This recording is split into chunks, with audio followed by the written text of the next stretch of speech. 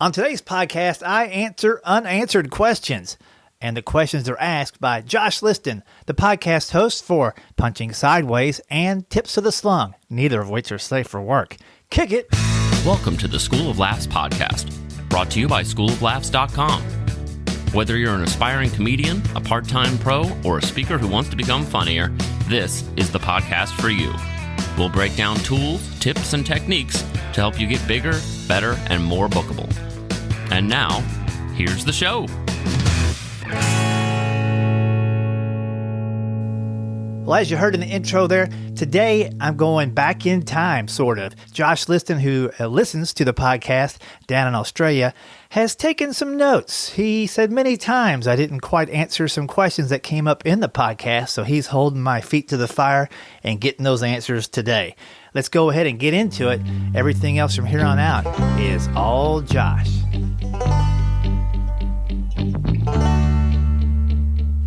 Okay, so folks, here is the story. Rick Roberts, who runs the School of Laughs, has this incredible podcast that I am a massive fan of, and I keep listening to the first 20, 30, 40, 50 episodes, which featured at the time his co-host Gavin, who's since moved on from the show. But throughout that period, a lot of the time Rick was saying, we should do a show about this in the future. This is a future episode. We need to do a full episode. And as a super fan of School of Laughs, some of those things never actually came to fruition. So basically today I offered to Rick to bring up a couple of those topics, and then I'm going to go away and edit them and send them back to him, and he can do whatever he likes with it. So Rick, do you want to spend 2 or 3 minutes on each of these? Yeah, it sounds great. And thanks for doing this. That's all right. It's just as a real fan of the show, it feels like giving back something to the show, or mostly to the community around the show. So in episode 7, you mentioned passion versus skill, that people sometimes have a lot of passion, but they don't maybe have as much skill. So can you give me that was 2013, maybe 2014? What's your 2020 take on passion versus skill? Yeah, that's great. You know, a real quick example would be I have a passion for basketball, but I've got a skill for mowing the yard. So I could follow my passion, and a lot of people are passionate about comedy. They love to laugh. And when they come to take a class, they're just full of, I got to go full steam ahead, and they want the results tomorrow. And they don't realize that it takes years to build up the skill level to get those results. So there's a disconnect between the level of passion they have and the skill set. And so my goal as a teacher is to give them short-term assignments to give them momentum towards getting those skills going and keeping them engaged passionately until they get to that level. And it can be hard because we're talking, it could be a year, it could be 2 years, it could be never that you actually have developed the skills, but you have that passion for it. And so I hate to temper their excitement at the beginning, but I always feel led to say, listen, comedy is it's such a moving target. There's a lot of luck involved. There's a ton of skill involved. You do need to have the passion that you would do this even without getting paid for it. That's the passion level you should have. But you have to also realize that you have to sustain that passion for a long time. So if this is just a flash in the wind where you saw one comedy special and you think you can be a comedian, it's going to be hard. But if you've loved comedy your entire life and have found success just telling stories to your friends or even strangers, then you may have a skill set already. So my goal as a teacher is to close the gap between those two as quickly as possible, but as realistically as possible. Excellent. That was a good summation. You've had 7 years to come up with that, so that's about the length of, I remember you said famously on the podcast, yeah, it takes 5 to 7 years to get good, and by that time the stories you're telling don't suit your face. So you've got to start all over again. So that's the thing that I got most out of the show, Rick, was the non-perfectibility of comedy compared to something like music. I was a progressive rock fan, which is about technique more than anything, and song structure, but you can get the song 99% perfected without another human even seeing it. So I'm thinking in 7 to 10 year cycles with comedy, whereas I used to think in 7 to 10 month cycles with music. So that's where I know that it's going to take a long time for the skills to match how much passion I have at the moment. So in episode 10, you mentioned to Gavin at the time, the comedy writer. And what's in a comedy writer now being 2020 for anyone that's doing a show, that if they happen to be, the writer's probably completely different. There'd be a lot of hand sanitizer and masks in the writer, I would assume. But what is generally in a comedy writer? Okay, so yeah, when you get to the point where you're being paid and you're doing contracts, the contracts involves the must-haves. Here's how much I get paid. Here's what the stage should look like. Here's how many microphones. Here's where they're seated. All of those things. The rider here's an extra list of things that would really make me happy if you could do it. And depending on the level of professionalism and the level of demand that the comic has, that rider might be non-negotiable. It might be an extension of the contract. For most of us, these things would be great if you could have them handy. And so let's say, for example, let's just pick a church gig, and then we'll pick a comedy gig that's outside of a church next real quick. But if you're going to a church event, they may have a house where they put missionaries or they put guests of the preacher or something like that. And they may just automatically assume that for a comedian, we can put him in this bunkhouse out in the middle of the woods and that'll be fine. So you might prefers a hotel room with Wi-Fi, running hot water, and privacy, those things. And that could be in your contract, should be covered at some point. The rider also would include like what kind of food or snacks you would like in the green room. If you're traveling straight there, you might want a couple of towels and a place to wash up a little bit before you hit the stage. A merchandise table outside the showroom would be something that could be in the rider. They would have the right to say no. And certainly some churches look at any kind of selling stuff inside a church, similar to the story where Jesus flipped over the tables of the merchants that were inside the tabernacle. So you'd want to know that going in so you don't end up bringing 3 boxes of T-shirts or whatever to sell and you have no place to put it. So the rider in 2020 definitely included some hand sanitizer, maybe some mask, or maybe that we don't do a meet and greet before or after the show with VIPs. Maybe people paid extra to sit in a certain section, and pre-COVID, you would meet them during dinner or after the show. Maybe now I would prefer just to wave from the stage and say, hey, next year we'll do this a little bit closer. So the rider is just a list of things that are nice to have. It's not a demand, but boy, if you could do these things, I'd be super happy. And the last thing on the rider is there are comics that have like a 10-page rider. Okay. There's like a ridiculous amount of stuff. And they know that nobody could give them all 10 pages of those things, but they know if it's 10 pages, they're going to at least read it. If it's a paragraph, they may get missed. So people sometimes would have this crazy rider with the expectation that not all of it would be taken care of, but some would. And then the last thing, I think the coolest rider I've ever heard about was from the Foo Fighters, great band. They made a illustrated comic, almost like a cartoon book or like a coloring book. They had their rider illustrated so that when they sent it, it stood out and people actually read it. But it's like a picture of Dave Grohl in the green room eating green M&Ms or whatever. And it just gave them something different to look at. I think that's a creative way, especially for comics, to maybe think about approaching their rider. With the club show, Rick, obviously that may involve the drinks and the food and things that would be more club-centric, whether that be non-alcoholic or alcoholic drinks, or what quality of meal you would want would also be on the rider, I would assume. And does the rider include production, or is that the technical rider? Because I know in band world, when I used to book bands, the technical requirements were quite often, particularly for heavy rock bands, they were much more important to the artist than what some of the food and drink rider stuff was, because they wanted to turn up and get the best light and the best sound that they could. Right. Yeah. Tech rider in comedy.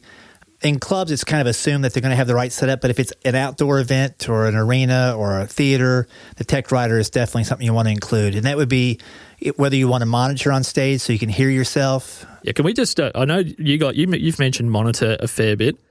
If you're from a country that doesn't use the word monitor so much, you may use the word fallback. So if you're familiar with the word fallback, essentially it's so you can hear yourself at the same time as the crowd, and it also will, as long as you're not in a room with a lot of phase cancellation with weird stuff bouncing around, you'll actually be able to hear the gestures that you make into the mic, whether you hit a really hard P, so you want a plosive there. It gives you more idea about how you're not just hearing yourself, but how you're actually addressing the mic in terms of intensity. And that's basically, that's pointed back at you as the performer. Yeah, and it helps you not lose your voice, because if you can't hear yourself, you keep getting louder, and by the end of the show, you have no voice left. Yeah. So if you've ever gone and watched a rock band, particularly someone that has to yell over a loud drum kit, and you're wondering, well, he blew his voice out really quickly tonight, he or she, but that didn't happen last time. It may not be their fault as a performer. It could be the fact that when you first saw them, they had great foldback. They didn't need to scream to hear themselves. And the next time, maybe they couldn't. And I'm assuming it's the same for a comedian playing with a foldback. You don't have to feel like you're yelling so people can hear. That's excellent. Exactly. So I promised Rick I'd try and keep these short because, I mean, it's actually me that has to go to work and I'm on a timeline. So that was awesome, Rick. Thanks for that. Sarcasm isn't structure. It's a delivery style. So I think Jeff Caldwell might have come on the show. I think I've brought him up earlier in our conversation. And he said that he's sarcasm on 1,000. So clearly if your jokes are that well crafted, sarcasm can be nearly your entire act. But for the average person, like I was very sarcastic in my first few times on stage, Rick, and I thought I'll just amp that up to 100, but it turned out I was already at maximum sarcasm for Josh, and I couldn't go further without feeling like I was being inauthentic. So what would you say to people that rely heavily on sarcasm? Because to you, it's more purely just a delivery style than an actual technique, as you call it. Right, yeah. When you write comedy, there has to be a few things technically. There needs to be a clear and concise setup that establishes some kind of expectation. You have to have a payoff with a misdirection, something that nobody could have expected to hear, and then maybe a tagline that follows the logic of that joke further, or the logic of the punchline. If you have all those things and you're super sarcastic on top of that, then the sarcasm is like gravy on top of icing on top of the best cake you ever had. You know, the punchline is the icing, and then sarcasm just makes it that much tastier because full plate of gravy on top of that.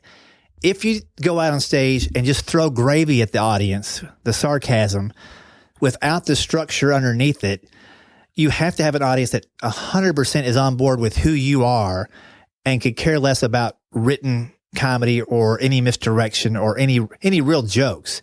There's a handful of comics that can pull that off for a short amount of time. But even the most sarcastic comics that have a good stage show has to have great material underneath that. So when I first get new students in, it's one of the first things they do is they'll send me something as homework, and it's just like, man, these people are idiots. There's no punchline at all in there, you know? And they're like, well, when I tell my friends that, they laugh. I'm like, but your friends have known you for 10 years, and they know you're not serious when you say this, and that's why it's funny. So you have to have the real material underneath to make it work. And really, if you have great material, you could stand on stage with your eyes closed and speak in monotone voice like Stephen Wright and get a huge reaction if you have great material. So add the sarcasm, but don't expect the audience to get your sarcasm. Assumption is the lowest form of communication. And assumption is the reason all people are disappointed or have accidents or have divorces, because you assume something that wasn't actually happening. So don't think you're telling a joke when you're not. Okay, that's excellent. And putting gravy on a cake, that must be a Tennessee thing. We don't do that down here. So, then we put sugar on top of that. Righto, well, that probably counteracts the gravy somewhat. So that was from episode 12, by the way. Excuse me, I didn't mean to interrupt my own podcast, but I did. Hey, this is Rick Roberts with 3 exciting virtual classes being offered in January of 2021. We have the Stand-Up Comedy Level 2 Writing Workshop. That's right, Level 2, first time ever offered. This is a deeper dive into comedy writing, and it's designed for people who are already performing, but maybe not getting the reaction that they deserve. Class meets January 4th, 11th, and 18th, 7 to 9:30 p.m., and registration fee is $99. You can go to schooloflaughs.com, click on the next classes link to get registered. Also coming up, we have the Stand-Up Comedy Performance Workshop that meets on Wednesdays, January 6th, 13th, and 20th, 7 to 9:30 p.m. Central. Same registration fee of $99, and that will get you performing a Zoom set for 3 minutes and then feedback from me and your peers in the class. Again, you can sign up for that now. And I'm really excited to announce the first ever virtual version of the Business of Comedy Workshop. That happens Saturday, January 23rd, 2021, from 1 to 4 p.m. Central Time. That registration fee is also $99, and all 3 of these classes are designed to get you further down the road. Bigger, better, and more bookable. Identifying your weaknesses as a comedian in episode 27. So maybe quickly, as a beginning comic, an intermediate, and maybe as a headliner, because you've spoken in the past about sometimes when you reach a certain point in comedy and you know that there's guaranteed laughs there, and I think Nate Bargatze might have mentioned in an episode, the setups get longer and more wordy, and you might start putting, a counter narrative into the setup because you're not concentrating maybe the way you were when you first told the joke. And you can end up maybe doing what I think you call a split premise, where you've got to rely on people remembering 30 seconds ago to know what the punchline's about. So can we just talk a little bit about how you identify your weaknesses? Because I know for me, I want to start doing act outs for certain things I'm telling, but at the moment I'm working with the mic in the stand. I'm a big hand talker, so that counteracts a little bit of, I guess, the monotone kind of delivery that you just mentioned, but I rely a lot on my hands more than anything to get a point across, and I'm not confident enough yet to embody another character. And that's, I think, my number one weakness as I see it at the moment, but I might be completely misguided on that. So how do we actually do an assessment? Yeah, it's hard to look at yourself objectively because, you have to. It's hard to look at myself full stop, Rick. You've been looking at me. It's hard to look at me full stop. No, I think it's an interesting question because as you go, you'll get better at things. And so it might be even a better way to explain it as the three parts of the comedy growth, the opening act, the middle act, and the headliner. So let's look at the opening act first. So what your strength should be as an opening act, we expect you to be funny, and it's going to take a while to get there because you're new. But what your strength really should be is uniting the audience, 300 or 3,000 or 30 people all into one group. That should be your strength. And then once you have that, you may be strong enough with material that the club owner wants to move you up to the middle spot. And you'll immediately find that skill is going to help you, but maybe you didn't work as much on writing material when you're the opening act because you're just trying to get people on one page as quickly as possible. So I would say most features don't spend as enough time as they should on writing. What got them there was their ability to engage a crowd, but what's going to keep them there is their ability to make that crowd laugh. And then when you're headlining, it's a whole nother level of engagement. And not that every headliner does crowd work, but if you've never worked on crowd work and you're a headliner and you need it, that might be your weakness. So an MC can do some crowd work. Where are you guys from? Who's here for the first time? Anybody celebrating things like this tonight? And you can develop that early on and use that later on when you're headlining to actually engage during in the middle of a bit. So there's a lot of things to look at. I think I actually have a checklist of it's called a comedy scorecard, where you can go down this list and kind of rate yourself at the end of a show. How was my eye contact with the audience? How was my delivery? Did I nail the time that I was given on stage? Did I try out a new joke? I give you like maybe 10 things, and if you weight each of those 10 points for 100 perfect score, you can honestly evaluate yourself. And the other thing I would say is print out 2 of those, and maybe you watch a comic, they watch you, and you grade each other so that you can kind of see from somebody else's point of view, I thought I was great at crowd work, but they said I got there for 5 minutes and nobody even talked back to me. So having an outside source is also helpful when it comes to finding your strengths and weaknesses. But you have one. You just have to figure, you have at least one. I've still got 3 or 4 at 30 years in, and so I keep working on those. That's amazing. So just one last one, and then I'm going to ask you a personal question, Rick, about just something I've been thinking about. So in episode 44, you brought up Toastmasters as a way to get time on the mic in front of people that are going to critique, as much as anything, your language and choice of language. I guess there's Toastmasters, which people may or may not be familiar with. They can Google that. There's Toastmasters groups all over the world.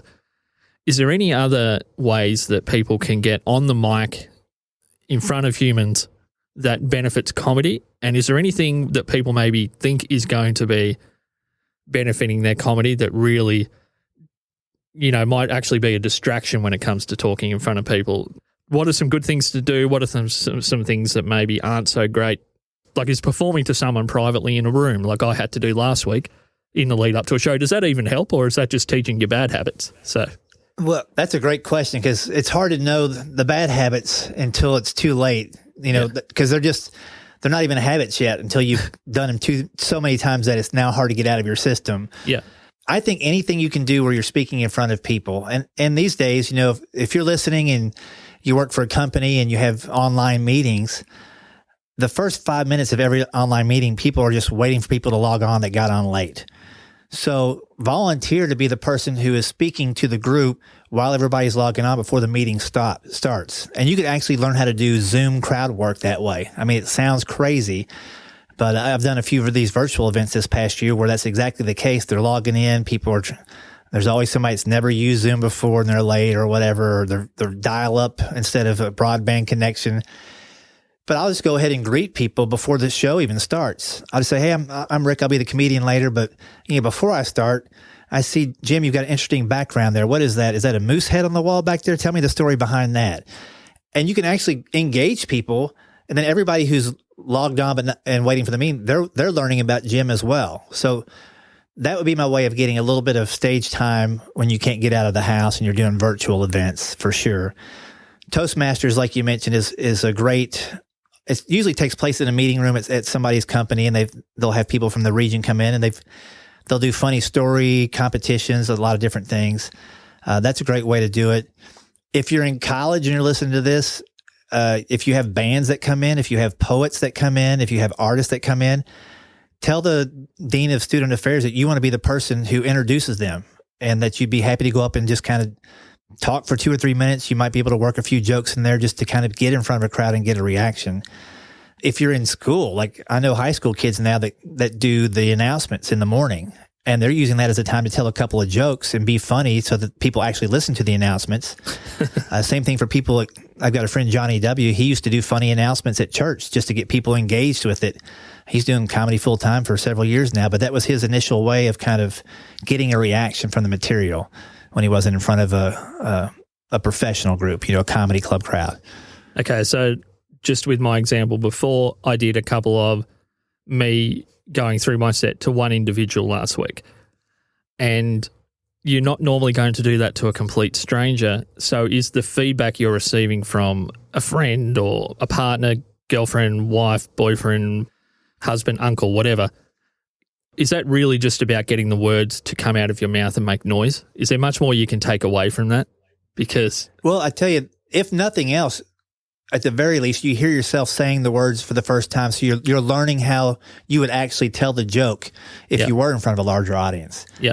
The other great thing, though, if you have one person or a handful of people and it's intimate and it's not a big rush, when you get done with your jokes or your set that you were going to do, you could just say, was anything unclear? Do you have any questions about what I told you? Or were you waiting for me to say something that I never said? That might be an obvious punchline that you missed, but the whole time they're thinking you were going to go there. Now, you might want to avoid that because everybody was expecting you to go there, but it may lead you down a trail that has a lot more going on. So that literally happened to me last week. One of my friends that I did my set to, she said, that was really funny where it went, but I expected that you were about to go here. And I don't know whether it's because I had a split premise thing going on and she had the other part of it in her head, and that's probably just my lack of skill to be able to pick that at the moment. But I went away and thought about it later, and I was like, that actually, even though what I have already is probably funnier and more unique than that direction, maybe it's worth exploring that in the future with some writing to see whether I can test those two things out. Because as much as it's great for me at my level, Rick, to be out there and finally got to do a show again for the first time in a while and getting I got my first applause break that I've ever gotten. Oh, nice. Yeah, so that was for a quick joke that I came up with last week that has much more of the hallmarks of a well-written, edited joke maybe than some of my other more story-type jokes. So that feeling was so much better than me getting to try to be clever that I was like, hearing the laugh, that's where the gold is. Not just getting to show people that you're smart or articulate or clever or whatever. Yeah, that was a bit of a learning. I don't even know where I was going there. I just got lost in my own memories. But if the strongest reaction you're getting and genuine feedback from other comedians, from the headliner down through the rest of the lineup, is I really loved that one particular joke. And for me, it was the joke that I just spoke about that got a little applause break. And the first time I've had to wait for people to stop laughing before I could move on. So if that's not that similar to the rest of your act at the time, do we keep bouncing between maybe what you're trying to do long-term versus those moments of, okay, obviously I have some skill for writing this type of a joke on some level because people reacted most strongly to that. Is that a distraction or is that a good skill to be building alongside the other stuff? Or what? How do we approach that? Or when you're at my level, a beginner, I have a passion for both kinds of comedy myself. I love storytellers, but I actually like people like Dave Attell that's just kind of little mini stories. They're not one-liners, but they're not great big long stories either. Do you just kind of throw everything out there just to kind of get it all out in the open? Yeah, when you first start, I think you do. And if you find that you have more traction with one style over the other, that might be what you pursue the most. And with that particular joke, I'm sure you're already thinking like, man, should I put this the first thing I say in the show or early, or should I save it for later? It's gone through my head, yeah.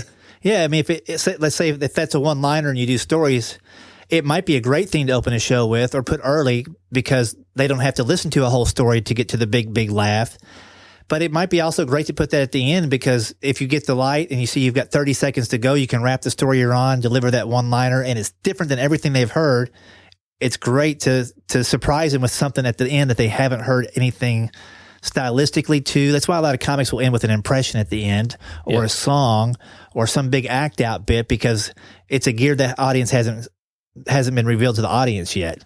Yep. So I guess my question for you is like, if you could look at structurally what makes that joke work, my guess is there's a really strong misdirection in the punchline. And then once they think about it, they're like, oh, that makes total sense. Yeah, it's much more classic misdirection than maybe some of the other stories that are more exaggerating real life events is probably more the other stuff. But yeah, it is more of a classic joke, I guess, as per your writing course.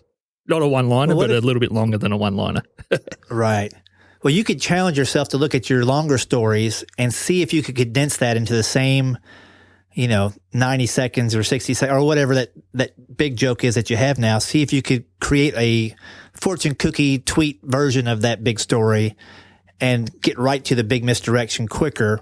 Not that you'd always want to do that if you enjoy telling stories, but it would give you a different way of telling that whole story if you're running short on time. And you may eventually build up enough of those micro versions that when you're doing a 5-minute set, you could tell 10 stories and just crush.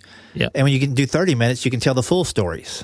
It'd be interesting to even watch a comedy special that way. Like 2 stages. This stage, you tell the short version of the joke, and this stage, you tell the long version, and you bounce back between the two. As a comedy writer, I'd be fascinated by that. Are you about to do that, Rick?